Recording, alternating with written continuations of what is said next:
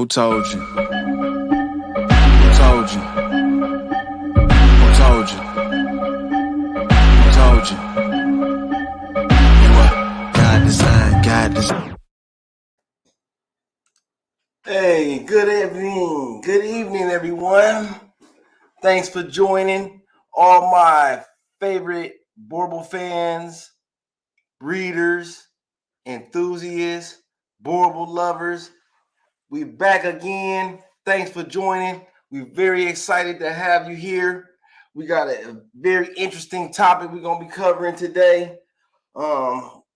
Genetics and the way that they pass, and I found out a way that we're going to be able to incorporate it. So I hope that you enjoy it. I put a lot of thought into the episode, and I hope that you walk away with something. How's everybody doing today? I hope everybody having a great day. It was a beautiful day here in Cleveland. It was 60 degrees, and we got a little bit of sun. And usually in this time of year, we have a lot of clouds and stuff. So any day that we get the sunshine, we happy. We was able to get out with the dogs. We had the puppies do some training, and it was great. It was a great day. So I hope everybody is enjoying themselves and ready to figure out some good stuff about these dogs that we have here. I want to cover genetics. First off, we already touched on a couple episodes. We talked about pedigrees. We talked about ancestry. We talked about organizations and tracking of the pedigrees. We discussed this line breeding, inbreeding, and all of this. How does this whole scheme of things, how is this all related to our breeding program? It's important information. We want to give you a good foundation for your understanding of dogs and how we do things and how things, because it's a theory and it's a kind of a science behind it.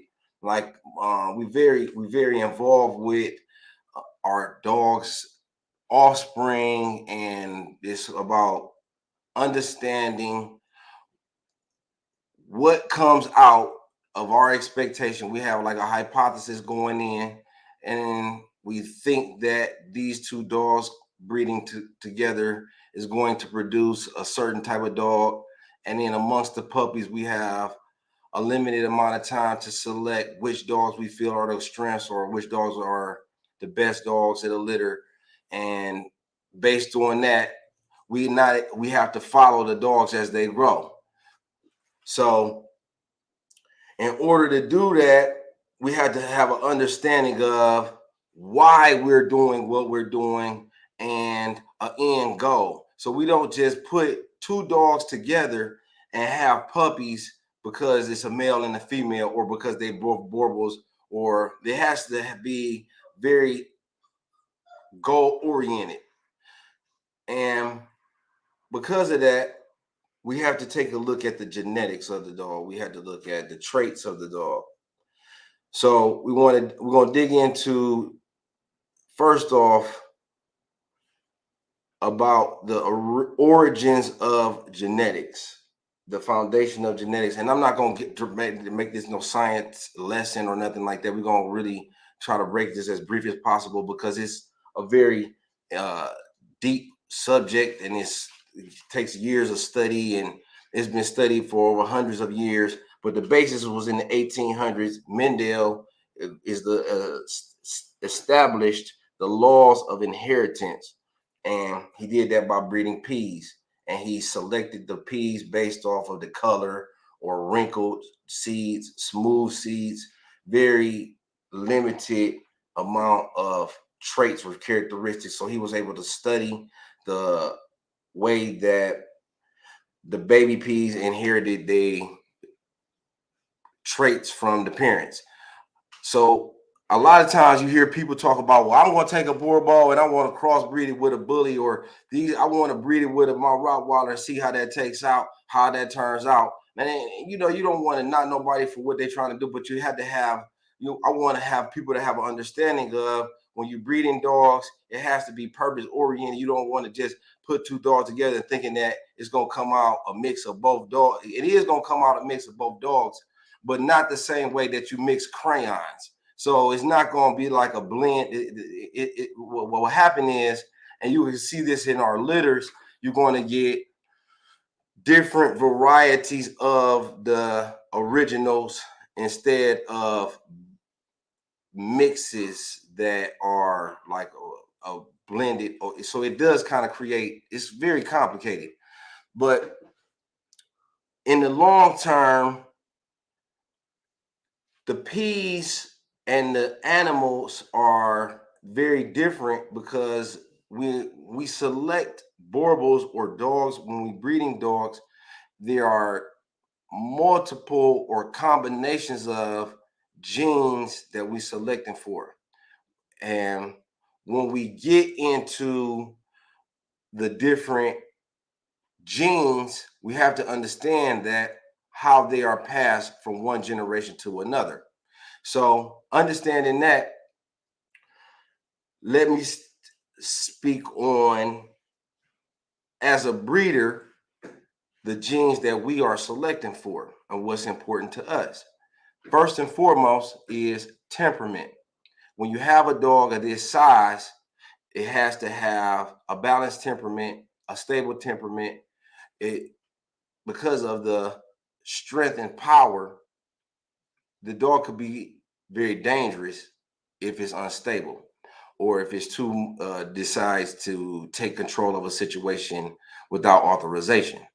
So it's important to understand we want health. Another very important aspect of a dog breeding is longevity. You want to be able to study your lines. You want to be able to produce fertile litters, have healthy moms, have healthy sires. And in order to be able to do that, part of that is going to be based on your dog's genotype. That is the groups of genes that the dog possesses that's passed from one generation to another. So you study the pedigrees and litter sizes and longevity of the dogs, the bloodlines, and you get a feel for health, wellness. You strong indicator of a fertile female is the litter size. If you see, 7, 8 litters coming off of a female, or the dog being bred into years, her senior years, and still producing litters, I mean, that's a good sign. When the dog is still producing higher volumes of puppies, that's a good indicator that her offspring are also going to possess that capability. And that's how you build a foundation off of your females. So it's important with genetics, we have to understand how they're passed down from one generation to the next. And in dogs that have smaller litter sizes, you can expect, well, you really have to question that. It's a lot of different reasons that happens as a breeder. Sometimes it is environmental change. So when you get into our type of dogs, we take a look at the dominant traits, okay? And that will be the traits that are passed down consistently from one generation to the next. And muscling, athleticism, health are at the top of our priorities. And the way that we measure that is through our distance running. A lot of times, we're able to test a dog's overall fitness for his cardiovascular. We're able to test his respiratory. We're able to test his organs' ability to function, the body needs, the way that it is able to recover. We're able to test the stamina, endurance. All of these things are conditions that we subject the dog to based on the environment. And we what's going on? What's up, Steubenville? Tenny Johnson. We did appraisals long ago, but that's another thing that we'll talk. I'm gonna get to that question. Let me finish what I was saying. I just see the comment. Thanks for the comment too. But yeah, we'll get into that. They are scored as some of the highest scored dogs at the time when it was being scored. But when you get in, that's another thing. See, that's a good point too, genetics, and you touched on the appraisal scores. So that's something that is measured, right, based off the observation of a phenotype, but it's not able to necessarily be passed on, right, from generation to the next, because it is subjective to the eye. We want to get into the genetics. We're going to focus on the things that we're going to be able to see in our dogs. And that's what's important. That's the type of thing that we focused on: strength, agility, power. And that's how we're going to be measuring it through a star rating system. It's a new system that's being designed, and it tests its function. Now, anyway, we're going to get into, so when you have a litter of puppies, one good question that we always seem to be entertaining lately is, why did we choose to breed to Black Teddy versus that we got Outlaw on deck, and he's one of the best dogs in the world that we ever saw right now, and he really turning some heads. The quality, the bloodlines is respected worldwide, and thank you, sir. Thank you. No problem. And so why we chose Black Teddy, okay? Because remember that we're developing these dogs over time. We want to have something that is to stand the test of time, longevity, health. So we got Outlaw on deck. We got these young females. We're able to, that all fell in the heat around the same time. We felt it was an opportunity for us to seize a bunch of genetics from outside of our inside bloodlines that were already showing genes and traits that we sought after, which would be the athleticism, the physique, the muscularity, the health, the temperament. Number one, the dog was extremely easy to handle. For a young dog, he was established with his athleticism. So we felt that this is an opportunity to breed more females that we could select for athleticism, fertility.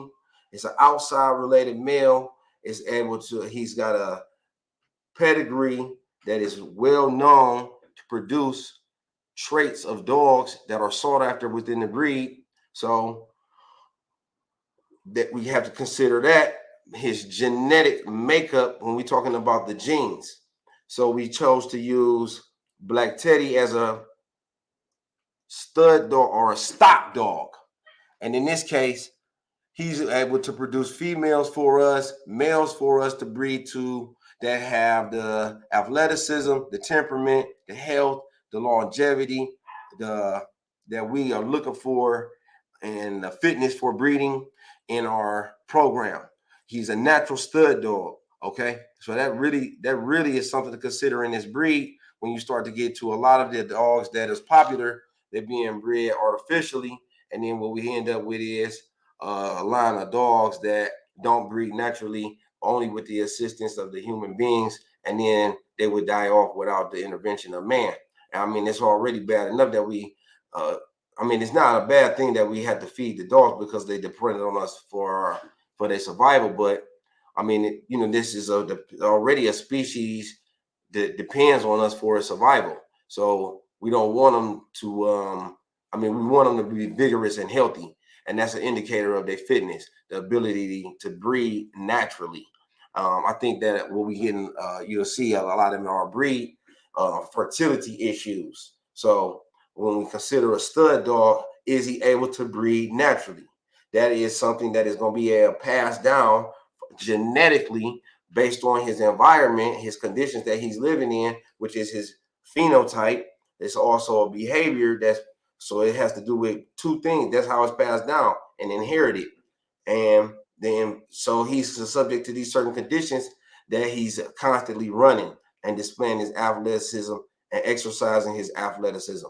Whereas, so we use him as a qualified stud dog, and then we also consider his pedigree. So people And it's not that we have to, justify the breeding or nothing like that, because the puppies speak for themselves. And we're gonna go take a visit with the puppies a little bit later.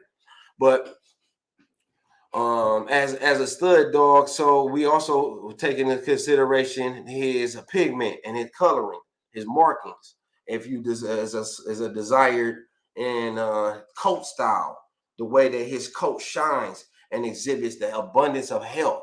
That's another value quality that we had to consider for, like, as appealing for our breeding program. How do we want our dogs to feel? How do we want our dogs to look? And it encourages people to pet the dog, or reward the dog, or being more involved with their puppy, because it's majestic and it's look and it's beautiful. How often do we line breed? Now that is another good question. I'll get to that too, and how we gonna exercise that. But so that's another reason that we use Black Teddy. He's unrelated to our dogs. He's not a common. He doesn't have the immediate common related ancestors in his bloodline.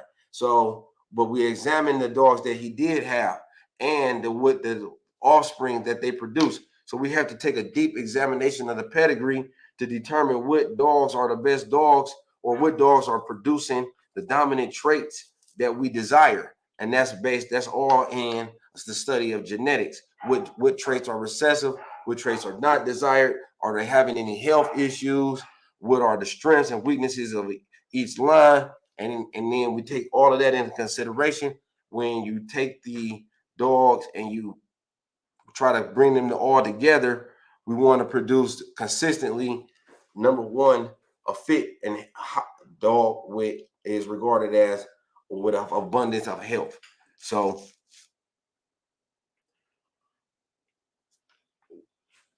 Black Teddy is going to produce more brood stock, more athletic dogs, more healthy dogs that we can use for outlaw, and the larger size dogs that tend to have the lesser longevity. We want to produce a more athletic version of the large dog. We want to maintain the athleticism, versus it'll be something that could be lost if we tend to breed larger and larger dogs.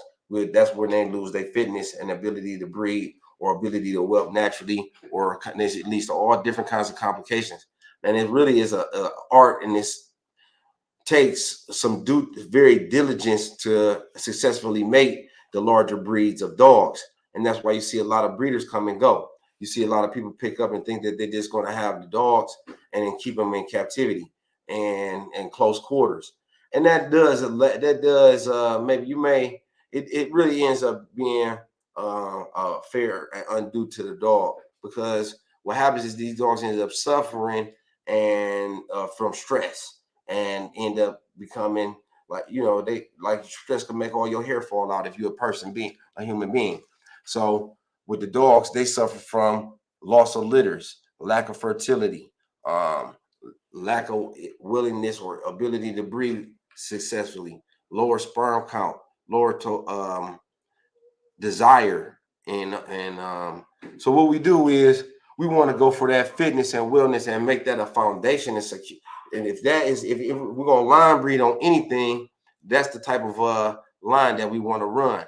The line that is exhibiting this vigor, this abundance of fitness, this abundance of health, like a prize fighter, somebody that can go the distance, somebody that can run, somebody that is willing, somebody is eager to please. These are qualities that you look for in your puppies, and regardless of the size first, because Outlaw is a very impressive dog, one of the most impressive in the world. And I ain't saying that. I mean, I've been around a lot of Boerboels 15 years, and I'm only always going to be speaking from the standpoint of that my truth. I'm not saying that it's the best thing, or this is everything. I know everything. I'm not saying, I'm talking about from my perspective, from the dogs that I've seen, and I'm giving you the straight 100%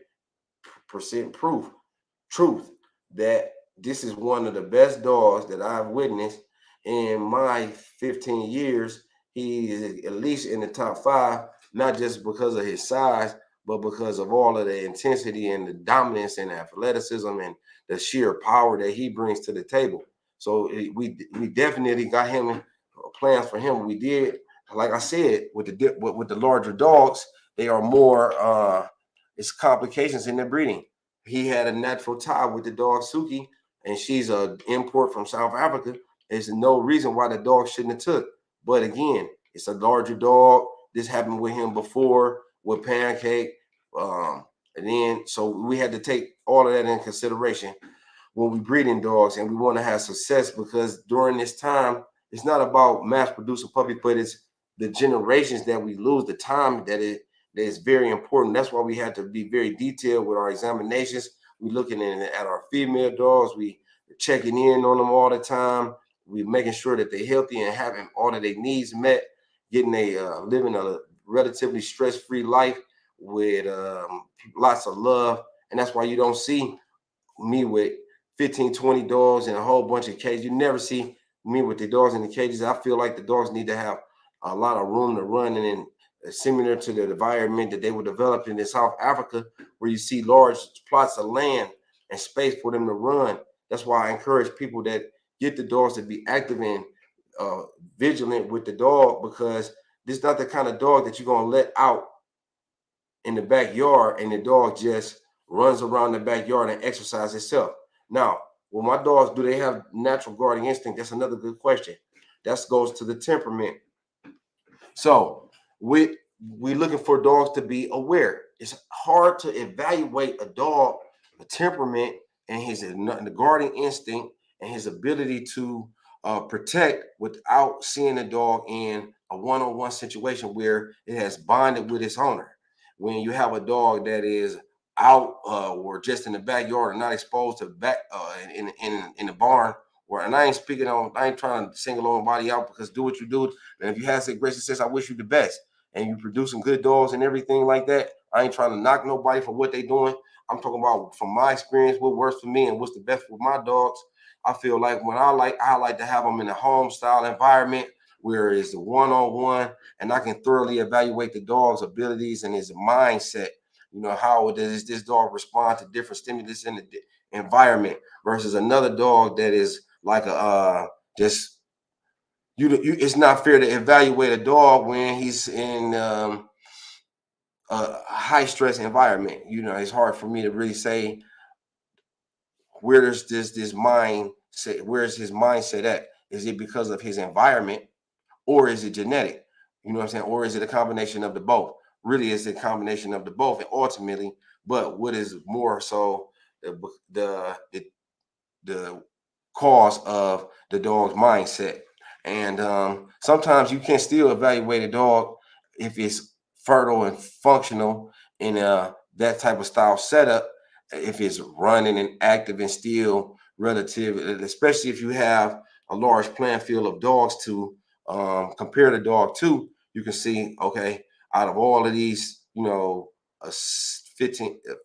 dogs that I'm looking at right now, this dog seems to be thriving the most in these conditions versus this dog here that seems to be suffering a little bit or stressed out, or this dog here has been here longer, or you're able to evaluate the dog more thoroughly. But I feel like when you have a one-on-one situation, this is the type of situation or a family style setup. Black Teddy lives with a family, and this is why he's going to get this very detailed care on a day-to-day basis and make him more established, higher value stud dog, because of his fitness, his health. He's not going to be suffering from stress. He's getting all of this love on a day-to-day basis. So when you have that, I can look at the dog and I can determine this is what I can reasonably expect from his puppies. If they are in these type of situations, they'll be happy, they'll thrive, they'll be beautiful, they'll be healthy, they'll be strong. So you take that into consideration for what I would like for myself. That's the same thing that I want for myself, the best. The type of a dog that is able to sit back and be just a very just high quality dog, just something that is I could be proud of, I could stand behind, and I could so we take a look at the puppies next, because and soon maybe we'll check in with the puppies if that's what y'all want to see. And as far as the natural guarding instinct, yes, they do have the natural guarding instinct. Our dogs are very in tune with us, and they got to form a very strong and deep bond with us. It, with the babies, they have a very strong bond. They're very intense on me. If you go back through some of my videos, you'll see examples of how the dogs respond to. They're always alert. They're also very intelligent. They're also very observative, and these are qualities that you look for in a good guard dog. When the dog is able to be aware of its surroundings, it can get a sense of a situation getting ready to go wrong, and then it can step up when it needs to, give you the time to take the steps that you need to prepare yourself for what needs to happen. So that's what the all first and foremost we're looking for our Boerboels to do is, hey, look, because if you want to run into one of these dogs, you feel like it's worth it, and then you're gonna go against. So it's something that a person have to deal with. It all depends. You have to really visit the website for that information if you want to check out the pups. I could because it's a range. If you I really want to focus more on the way that the dogs is developed and my things like the that people interested in like the traits that how the puppies are going to turn out when they get to adulthood. A lot of people have questions about the size. That is a very good indicator of you have the combinations of genetics when they're passed down, and you look at the things like groups of qualities. So you're going to take in consideration not only the height of the dog. A lot of people tend to not look at the length, and that's why if you look at the picture on my website boerboelpuppy.com, you'll see Black Teddy there, and he's a nice long dog. And I think even in my dogs, and if you look at the popular lines of today, Rambo, some of the alpha stuff, a lot of the dogs that's coming in, they got the stockier look, which is definitely appealing to Target's Ram, which is the dog we use and incorporating in our program. To Car Drifter, they got that stoutier look, but the dogs are more compact and more stout and wide, and they definitely got the whip that we're looking for. But remember that we will also want to maintain the big dog. And if you look at a lot of the images and stuff of Outlaw and even Black Teddy, he's got good length, and that's important for maintaining the fitness and a dog that is a large breeded dog, because we start to compact the dog and then we lower the length. It increases the amount of steps that it takes to cover a certain distance, and then we start to lose the athleticism. We had an impressive look, and it's always something nice to look at. But we also want to keep in mind that we plan to be here for a while, so can't just look a certain. It's got to be more so than just a look. The dog has got to serve a purpose, and it's not able to do that if it doesn't have the health. Always keep that as one of your priorities for yourself. Health is wealth. Don't just do it for your dog. Always do the best for your dog.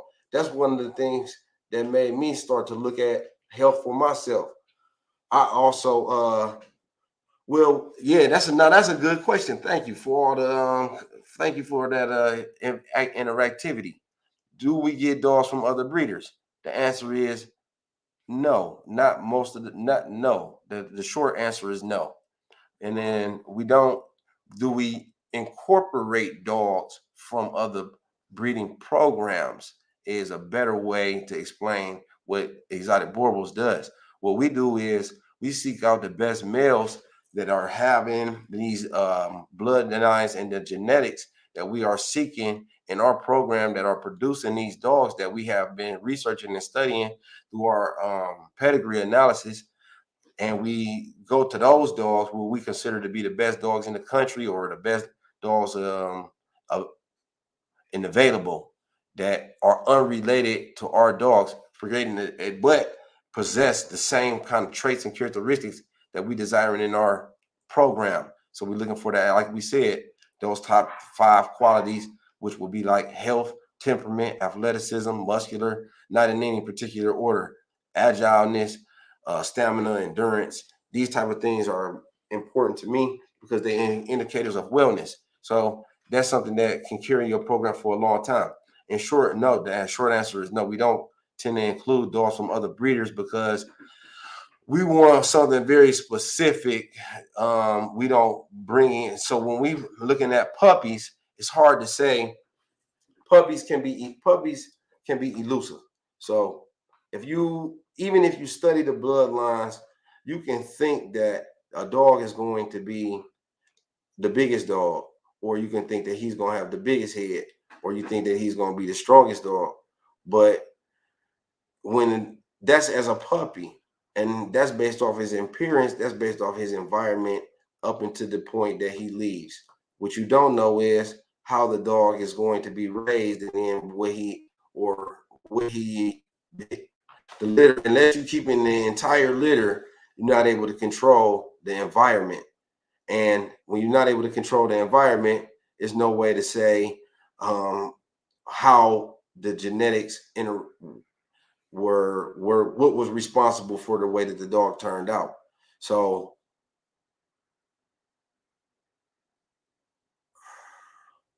yeah, we don't know as much as about the dogs that we don't use, so we're not able to thoroughly stand behind those dogs with confidence. So it's just and it's a crap shot when you get into puppies.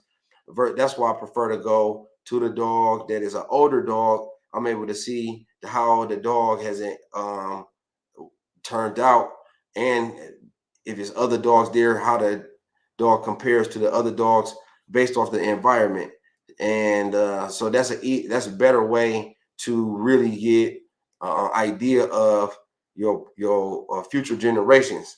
And it's about the future, what we're going to be able to produce in the long term.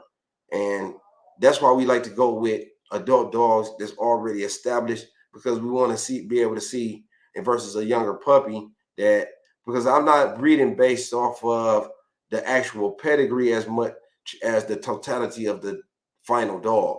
We want to take the pedigree and largely into consideration, but that's not the final consideration. That's not the only consideration. We want to basically, more than anything, is the dog itself. What do we have before our very eyes versus what's on paper and what's behind the dog? We want to make sure that we got something that is of quality, because you can't take one bad dog to throw off an entire program of years of hard work. And you want to so I took and I like to do, when I make a decision, I'm kind of like head over heels, and especially if somebody get to telling me it's a bad idea, because a lot of times I feel like what everybody else is doing probably ain't going to be the best thing for me. And that might be something that you want to take into consideration for yourself, because a lot of times we just tend to follow trends and not be thinking and just be doing things blindly. And I ain't trying to get into politics or nothing like that. I'm talking about with dogs. I'm talking about, and I ain't talking about no social. I'm talking about it, but it all related. It's universal principles. When you start talking about the dogs, it relates. It's life, and there's a lot of life lessons, and you will learn a lot from studying dogs. If you involved with dogs, you just sit back and listen and watch the dogs. Tell them, man, thank you, sir. We got the best breed in the world. If you got the Boerboels, you got one. I swear, I don't understand why people. I do it kind of do, but it just could never be me. And I don't need no other breeds of dogs. I'm not getting no. Except maybe my daughters love little baby dogs like a Yorkie or something. I might have one of those, two of those. But they also like the big dogs too. I do anything for my babies. But yeah, with the dogs. So yeah, it's important to take all of this into consideration, not just the overall weight. You want to take in the length and see. So we're not able to see everything in the pedigree without the exact dog. We want to make sure that the actual dog that we're using is qualified, not just because he's on. Because I'm gonna tell you something, you can't always trust that paperwork 100%. Yes, sir. How you doing, Ryan? Thank you. Yes, if you go to the website, what you can do is we got a subscriber list, and you can jump on our subscriber list, email subscriber list, and it'll give you updates on everything that we got going on, like the upcoming breedings and stuff, the way that we're doing. We're trying to be more informative about what way we're doing, so you can get an idea of what you actually desire in your puppies based on what the type of lifestyle or the dog that you desire. We want people to understand when you're seeking out these dogs, this is a good idea to have a general working understanding of what you feel like you want in your puppy. What kind of dog that you're looking for besides just the biggest puppy in the. Thank you, sir.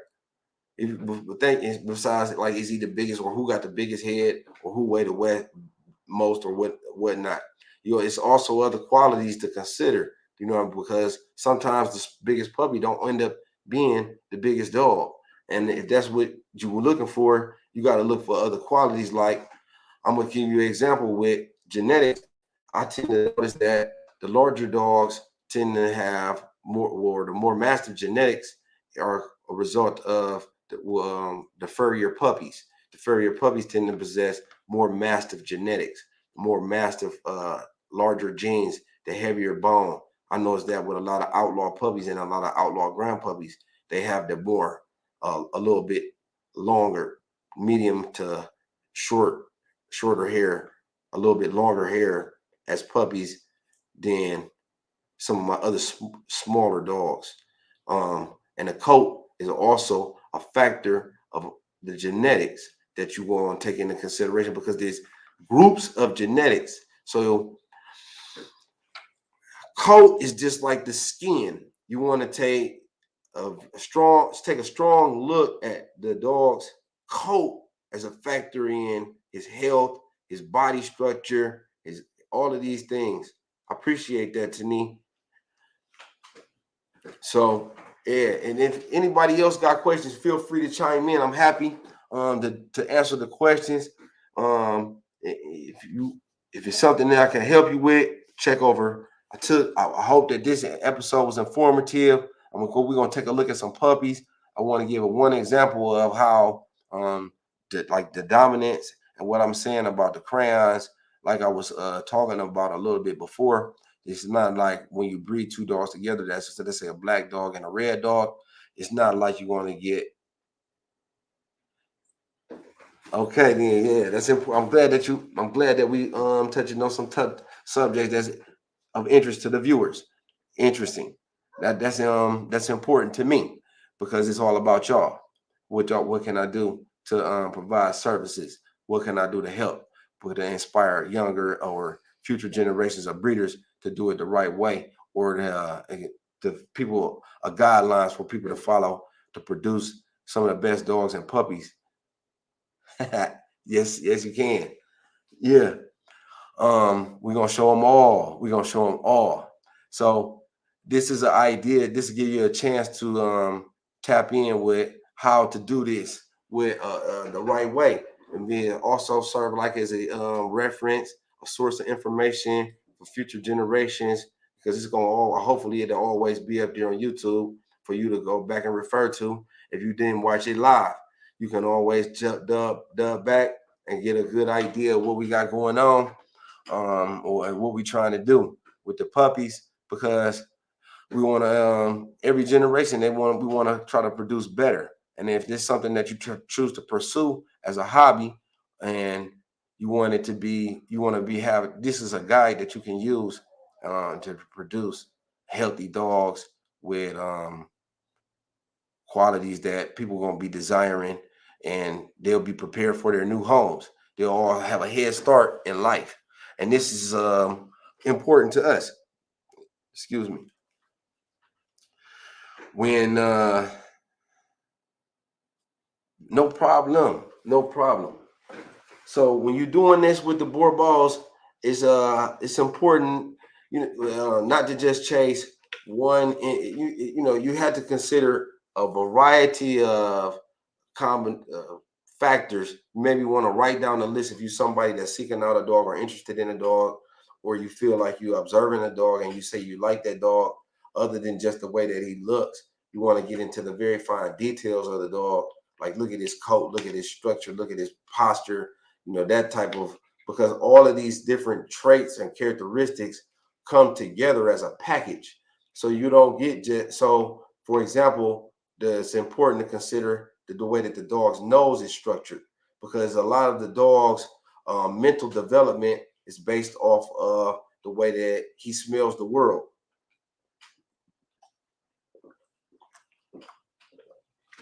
Pardon me. But the way that he observes the world is coming through his nose. That's all. That's in tune with the dog's mind, and you have to understand that to be understanding the way that he's developed, the way that he develops, and or the way that your individual choice or selection of your breed, what you is going to end up with as an adult dog. The way that the nose is shaped, because certain type of nose is based on the traits and genetics of a breed and how the dog will look as an adult. So with the Boerboel, with this, that's why it's important that the head, that's why the head type is defined to be a certain way, big and round, and this with certain different traits, and the nose should be certain long, certain what should be length and able to give the dog ability to breathe and perform, versus and also gather with the ears, the way that the ears are set. You know, like hound dogs have more of that allows the dog to breathe through the nose. The more of the environment they're able to take in, more smell with the ears fanning up, the smell into the nostril. So that's why we have to consider the head type when we're breeding Boerboels. It's important things to consider with your selections and your puppies. So we're gonna get into this. We're gonna get into the puppies. We're gonna get into the puppies. Take a look at the puppies. Give you an idea of all of the different types and the styles that we breeding and how they turn out versus what our expectation is. And thank you very much. Yeah, because that's the one thing for sure is it'll come we chasing something that is the finest that you could ever have, the best of the dogs that is available with this, and it's going to be something that it's already, we've seen many breeders come and go, because I feel like people try to set it up as quantity over quality. They're not putting the emphasis on the individual dog. They want because and making sure that this dog is paired up with a dog that complements it the right way, or is going to produce the desired puppies that you're looking for. They just taking one dog and they say, "Oh, this dog has got this dog in his pedigree," and not looking at the actual dog that they have, or they bought this puppy based on the fact that it was coming from this highly esteemed pedigree, but the pedigree and the mother and the father don't represent the pedigree that of the dog, the individual dog. The individual mother and the father don't represent the pedigree, but they still shop with the puppy. So that doesn't really make or break. That is something that we consider, but it's not the actual and final and end dog. So we talked about outlaw. We're gonna be breeding these puppies. We'll be able to look. We're gonna start with this younger litter. We're gonna show these younger puppies that we got start first, because it's no particular order. They're just closer, and then we'll get into the different types, and then with Teddy, what he produced for us, and how he is one of the leading stud dogs right now, how we compare him to our original stud dog Pluto, and why he was one of the most best one of the best foundation dogs that we could have asked for. I figure he came straight. It was meant to be for me to have this dog, and just like with Black Teddy, I took a chance. I rolled the dice, and we won. And I think that he was the puppies that we got from him were far better than to be expected. It's one of those moments that I can say to my mentor, "I told you so, man. I told you that this dog was going to work out. I told you he was one of the best dogs." And he definitely gave us what we was looking for. And our puppies is beautiful. And he complimented our dogs very well. I think that we got everything that we desired out the litters. And I think that and not that we trying to upsell the ones that we got. Thank you so much. Thank you so much, Tenny, and you as well too. You and yours, family.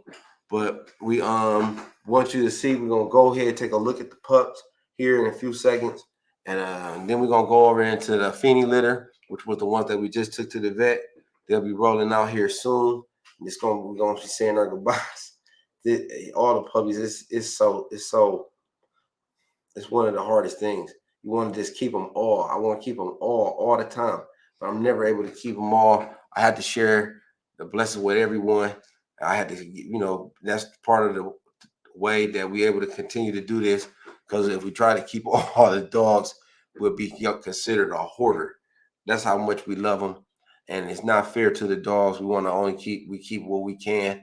Some dogs will never leave, so we gotta continue to provide them for you guys. And so let's take a look at these pups. First up, we got the hold on, let me make sure I got this going right. Let me see here.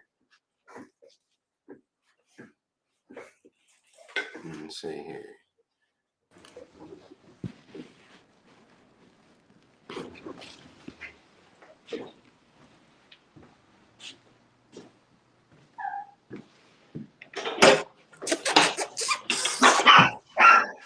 Oh, feisty, huh?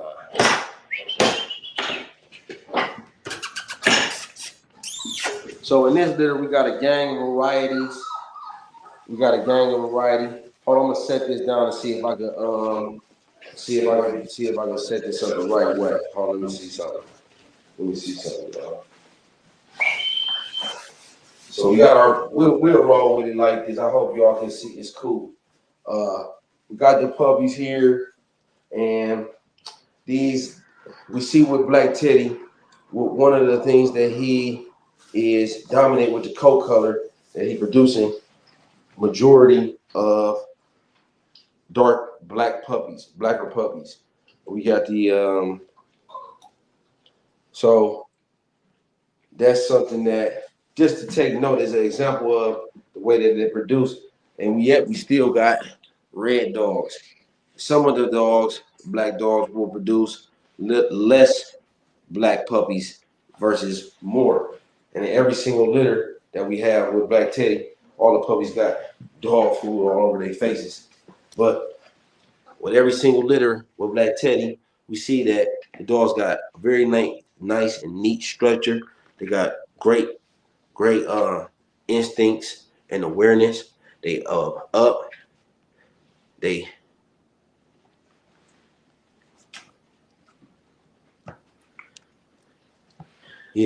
they busy, they aware, they tails is expressive, they showing emotions, and they responsive.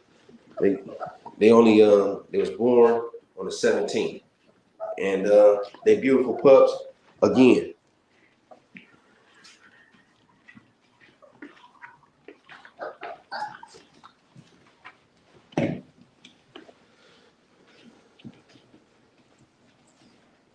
What's up with y'all puppies? What's going on? I like how they can maintain the eye contact, good eye contact. They showing, hey, what's up with you, dude? Look how they all crowded up on me. They ain't hungry, they don't want nothing, they just want some love. What's up, my puppies? What's going on? Y'all got dog food all over here. Y'all was resting for that food, huh?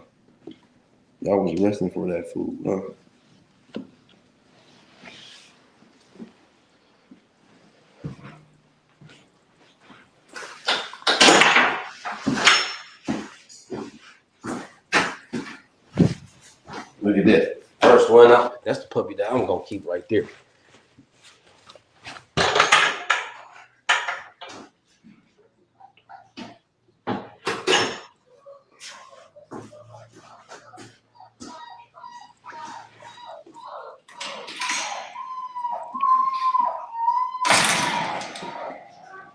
What's up with my puppies? Okay. Let's see here.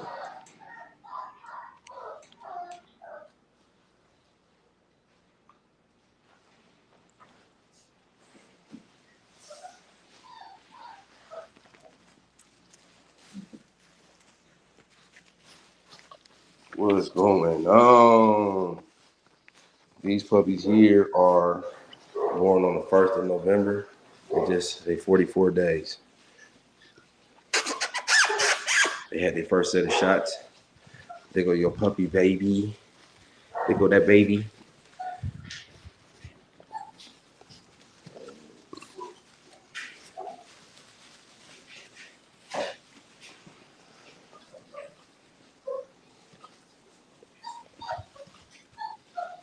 They doing good with their litter training.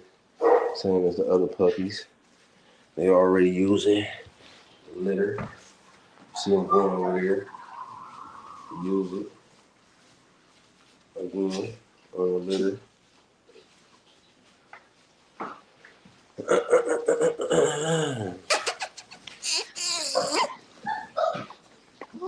What's up? What's up, puppies? What's going on?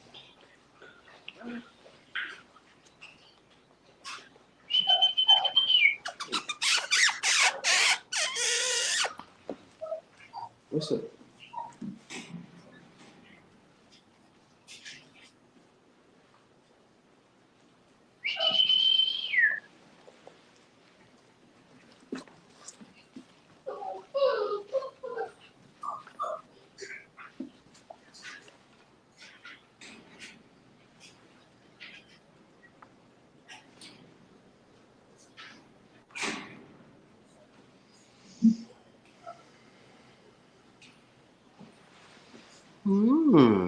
Yes, my puppies. See all my puppies sitting down. See all my puppies sitting down? Look at that one. Think she a big dog.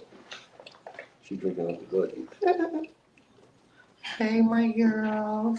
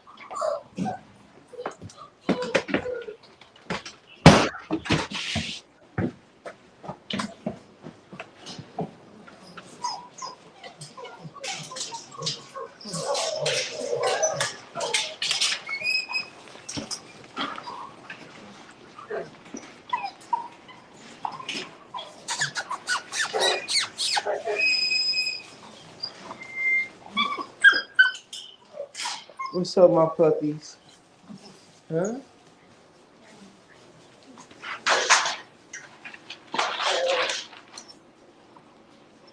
See what Black Teddy with these puppies, with all the puppies that he got majority, except for with this litter, you see the dominant of the brown. She took over, and her genetics were expressed in the coat color.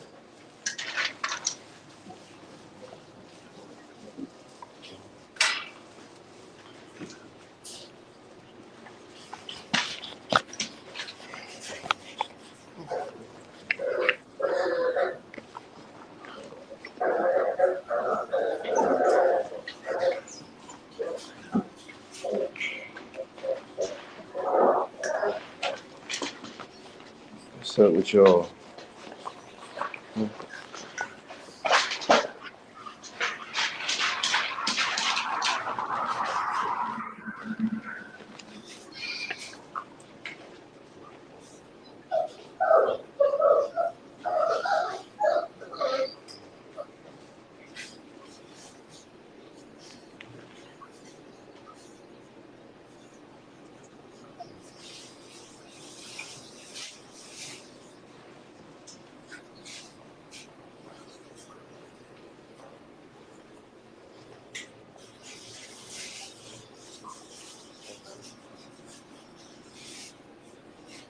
So one of the ways that you can always determine if the dog is happy is if if they run up to you and their tails wagging and they happy and they jumping on you and they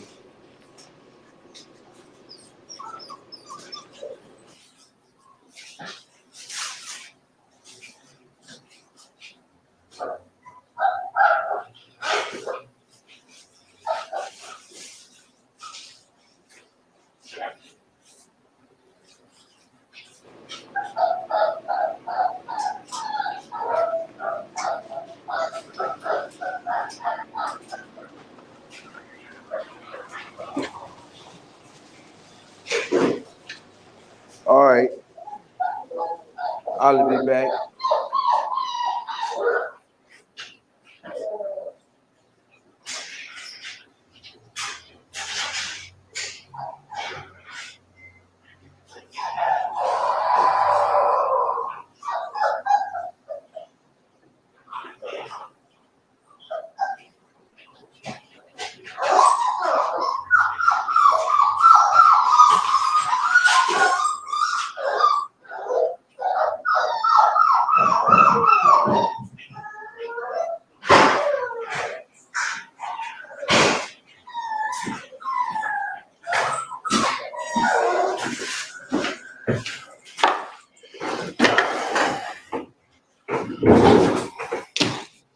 All right, everybody.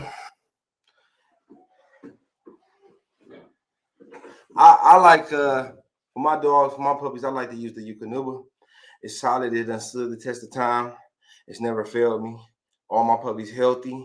And I tried some other than more popular or higher end brands, and they didn't perform as I desired. So I got rid of them. I used the Eukanuba without issues. It ain't never failed me. I stick to it. Thanks so much for the comments.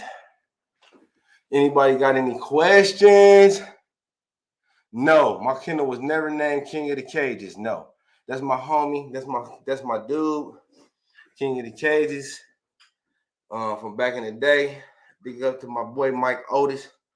You know he was buying a lot of dogs, and he was getting some of the best dogs, bringing them in, and I'm happy to be able to use him and his dogs in my program. And he sold me some good dogs. And originally, he sold me Dapper Greek from the very beginning. And absolutely, we dewormed them. Thank you so much. Yeah, I'm in love with the breed too. They some super duper puppies. I love them all. I'm out here. I'm in here with the puppies every day. And it's like paradise for me. It's like I'm living the dream, my childhood dream right now. And with the pandemic and everything that's going on, I got my own little world here, and I'm at peace. I'm having fun. I'm loving the dogs. I'm loving what I'm doing. I'm being able to help people, and that's what it's all about for me. You know, I hope that somebody else will been help me, and I want to just be, pass on what was passed down to me, help blessings from what I put out there in the world, and it's all love. So I appreciate y'all for joining. I hope that y'all walked away with something that was of value to yourself, and you're able to improve with what you're doing. And beyond, even if you ain't got a dog or you don't have a dog, and you are watching, gonna get one at one point, you got some ideas or perspective of the way that you want, what you want, and how you're gonna do and get what you seek out in your expectations. Because it's easy to a lot of times with dogs and puppies, we have an idea of what we want and what we're gonna get, and people end up saying a lot of times, well, am I feeding it this or am I feeding it that? I see some people send me, my homeboy send me a picture of his dog. He was imported. He had really high expectations for the dog. The dog was a year old, and it only gained 8 pounds in 4 or 5 months. And he was puzzled. The dog was only like 120 pounds. and he's 14, 16 months or something like that. But I'll explain to him that because sometimes the size genetics and his dog, if you see the dog, I wish I had a picture of the dog right now. The dog, he's 100. The dog is I wish I had a picture of the dog, but the dog is real compact, real stout, cocky build, real compact. And because of that, he's not as he don't have the size. And that's what I was saying about the length. With Black Teddy, he's got the length, not only in the leg. If you look at the height, the length on his leg compared to the rest of his body, if you look at the length of his body compared to the his length, is very proportioned. So it makes the dog, give the dog a balanced appearance, but it still lend to the possibility of producing volume and size. Because when you couple that with, let's say, the longer legs, some of the Boerboel always gonna have, should have girth and width, muscling and strength, power. So when you couple that, the longer legs, the bigger the barrel chest for the well, not as much as the barrel chest, but a more narrower chest. Well, not as narrow either, but just a different shape, and this is not as exaggerated. The barrel chest, if you look at Teddy, his chest is not as exaggerated with the barrel chest. It's very lend to function and credibility for his athleticism. And because of that, we're going to highlight that with the puppies. So I appreciate everything. Thank you so much. We were trying very hard with the puppies. They definitely therapeutic. I sit out in the sun with the puppies during the day. I've already began training with the puppies downstairs. I'm gonna show some of the training. They all sit real good tomorrow, and I'm gonna show you how I introduced them to that. The training is very fun to bid them. Shout out to Young Giles if you're watching. Yeah, definitely. The tune in tomorrow, FT3. We'll be going over at some point or tomorrow. I ain't gonna promise tomorrow or because I'm sometime soon we're gonna be having an episode explaining training and when the dogs first arrive home, how to get the dogs acclimated. What are some strategies that you can employ to have a successful relationship straight off the bat, especially if you're getting the dog wherever you're getting your puppy from. You could look for these signs in your dog. The dog should, for first and foremost, I encourage people to start off on the right foot by feeding the dog by hand. If you're feeding the dog all of his initial meals, don't put the dog food in the bowl. And then you can signal for the dog to come, and then you can reward the dog with praise and food when he arrives to response to your recall. So when you call the dog and he comes, you reward the dog. When you first get your puppy, you reward the dog with feeding the food from the hand. That's my best advice for you to really get started off on the right foot. Second thing I would say is keep the leash on the dog. Put the collar on the dog.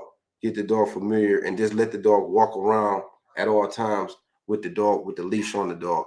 And what that does and that allows you to be able to constantly remind the dog that his freedom comes with strings attached, and he's not able to just do what he wanted to do. And you can form a structure or your foundation for discipline. So you take your young pup, you throw him on a leash and a collar, he out of line, you tell him to come here. He don't have the choice or option. It's not an option. You could have him on a long line.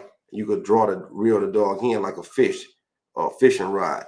So he always able to understand, look, I got to pay attention. I got to keep up with my dad and what he's saying and be observative with the boss man or family, with where the food is coming from, and then based on that, you develop a good relationship or a foundation that you can start to give the dog commands, whether it be like sit or stay, come, heel, whatever. You can start to build up your vocabulary with your dog. So I appreciate. Hey, I'm happy to share the knowledge. I didn't realize how much that information that it was over the years of the dogs but I'm very appreciative to be able to have shared this and learned all of this stuff.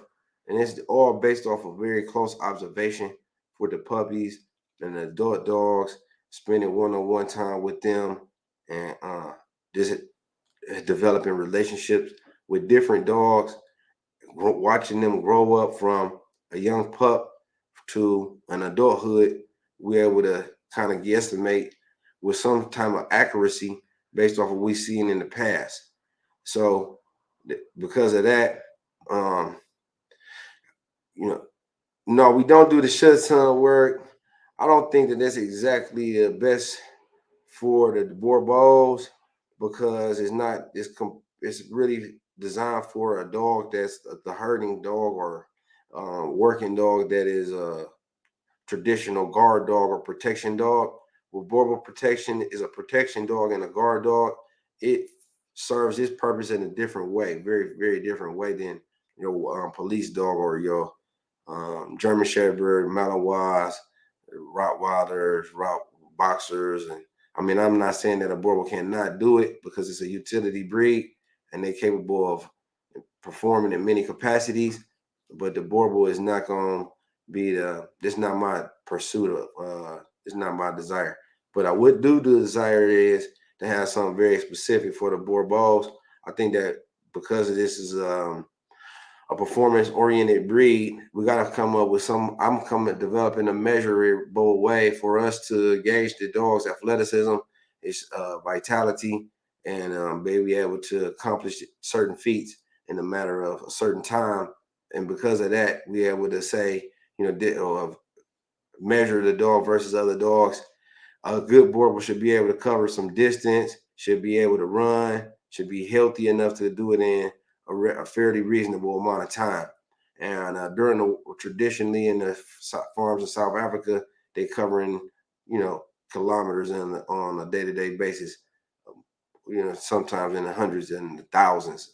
So that's it for today. I appreciate y'all from the bottom of my heart. I hope everybody have a happy rest of the evening. Looking forward to your weekend and everything going up for you. Having a very motivated and inspired.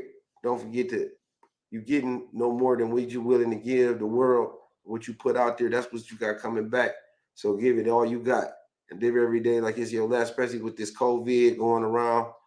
I don't even know if I'd be supposed to be saying that C word, but with everything that's going on around in the world today, y'all take care of yourselves. And I appreciate y'all. I hope to see y'all real soon again. And if you haven't already, don't forget to subscribe. I appreciate y'all. And check out the rest of our videos. Thank you. Thanks a lot. Let me, we out. Can we do a YouTube show with accurate bite force? Yes, we can do a YouTube show with accurate bite force. We could do a YouTube. You lay it out to let how you what y'all want to see, and I'll do my best to put it out there, because we ain't backing down from no challenges. We like to do that. We that's fun for us, because we want to put our dogs through the test. That make them to show. I feel like they're capable of doing anything. So most definitely we can do that. Appreciate y'all as well. God bless y'all. We'll catch up with y'all next Thursday for sure. And in the meantime, in between time, check out the rest of the videos that we got on the YouTube. No rush, go move dumb. Back and forth, push and shove. Make your peace and love turn to peace and gloves. Now you got a deal run up. No rush, go move dumb. Back and forth, push and shove. Make your